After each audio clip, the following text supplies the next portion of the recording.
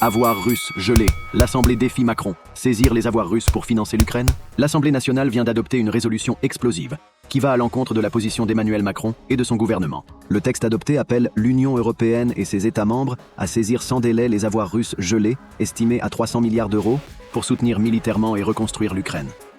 Problème, le gouvernement, lui, craint des conséquences financières et juridiques. Macron lui-même a déclaré « On peut prendre les revenus des avoirs gelés, mais pas les avoirs eux-mêmes ». Qui a voté quoi? Macronistes, socialistes, écologistes et les Républicains ont voté pour. LFI a voté contre, dénonçant une résolution belliciste et contraire au droit international. Le RN s'est abstenu, notamment à cause d'un passage sur l'adhésion de l'Ukraine à l'UE. Débat houleux à l'Assemblée. Sofia Chikirou, LFI. Cette résolution nourrit les hostilités et porte en elle les germes d'une nouvelle guerre. Marc de Fleurian, RN. Quand on vote la guerre, il faut être prêt à aller au front.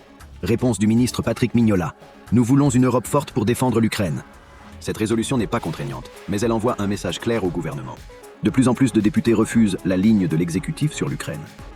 La question de l'Europe de la défense et du déploiement de troupes européennes en Ukraine divise. Certains redoutent un risque de guerre encore plus grand.